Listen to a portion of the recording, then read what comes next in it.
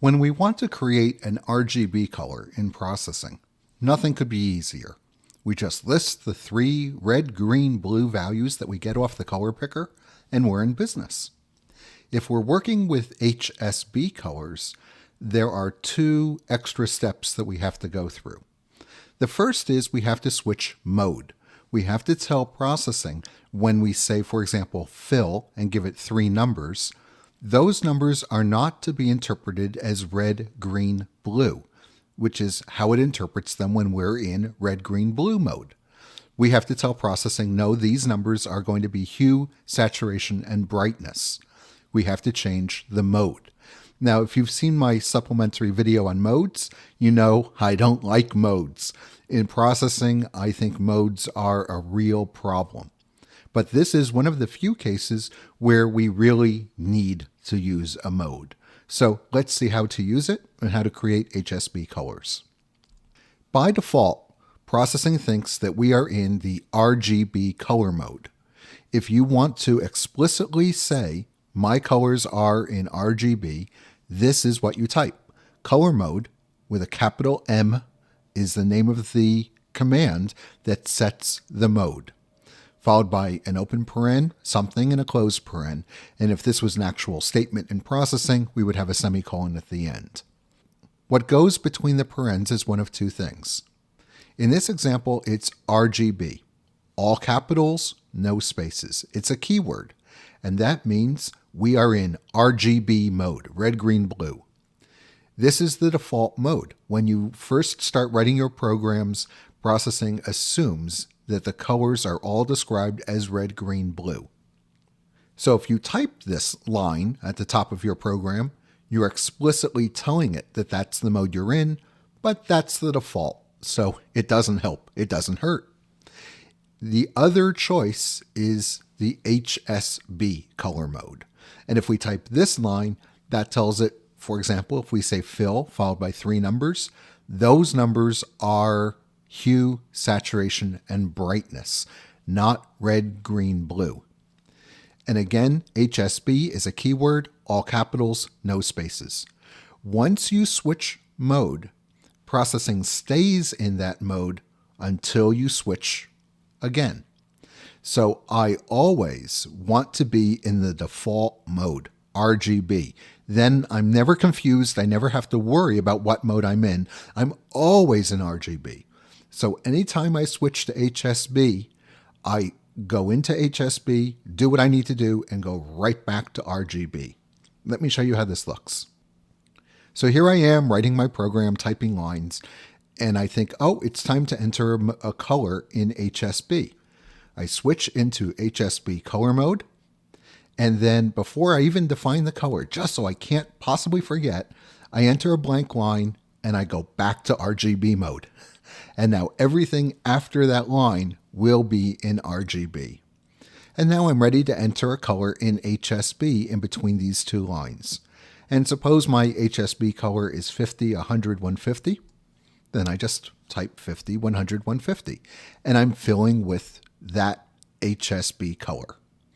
Well, if only life were that easy, it would be fine, but there's one additional complication. We know that the colors that come out of the red, green, blue values in our color pickers are all between 0 and 255. And that's exactly what processing expects, and so everything is fine.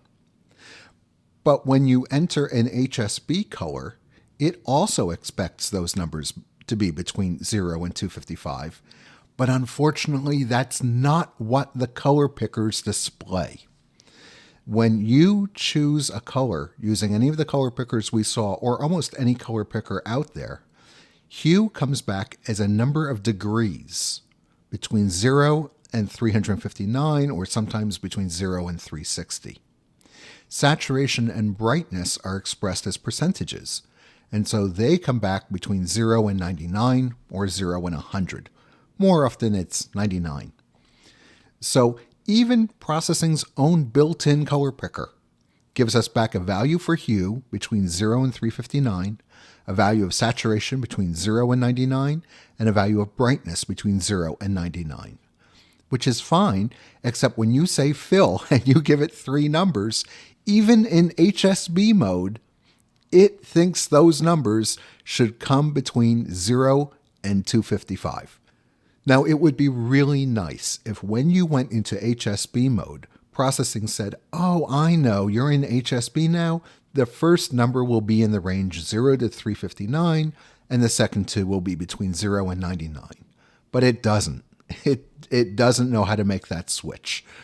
So somehow we have to take these numbers between 0 and 359 and 0 and 99 and turn them into numbers between 0 and 255 that we can feed to fill. So I'm going to show you how we do that. If all of the stuff I've just been saying is not making perfect sense to you, don't worry. And if the stuff I'm about to show you doesn't make perfect sense to you, don't worry.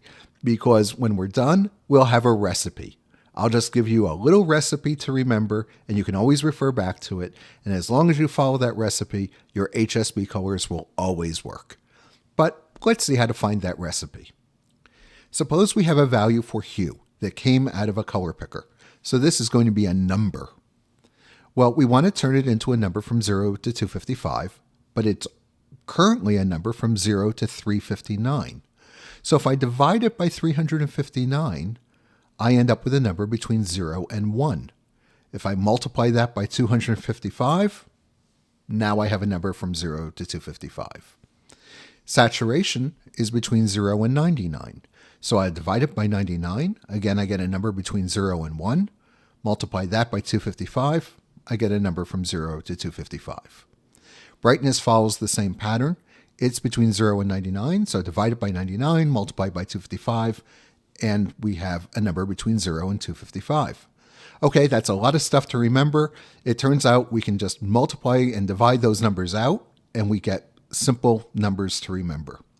So if we have 3 numbers that came out of our color picker for hue, saturation, and brightness, we can turn them into the numbers that fill and stroke and background expect by multiplying them by these numbers. Hue gets multiplied by 0.7. Saturation and brightness get multiplied by 2.6. This is really all you have to remember. It's a shame you have to remember it. It really is. But you do. So let me show you how to use this, and that forms the basis for our recipe. So we're typing along, we're writing code, and we decide it's time to create a color in HSB. We enter HSB color mode. Before we forget, we make sure we come out of it by going back to the default. And now we call fill and suppose that our HSB color is 50, 100, 150. Then we multiply those 3 numbers by 0.7, 2.6, and 2.6. So this is the recipe. The recipe is you multiply hue by 0.7 and saturation and value by 2.6. If you do that, all will be well. Now, before we leave this subject, I will mention that there is another command made available by processing to let you change the ranges of the numbers that go into the color making routines like fill and stroke and background. As we've seen, those routines always expect the numbers to be between 0 and 255. Well, you can change that. And you can say the first one is between 0 and 10, and the second one is between 0 and 1,000. And that might make things a little easier, but now you've got 2 more lines to type in. You always have to remember to undo it, and you have more magic numbers to remember. And I think, on balance, that's not a better way to go, because it's just one more place to make a mistake. So I recommend that this is the way you create your HSB colors.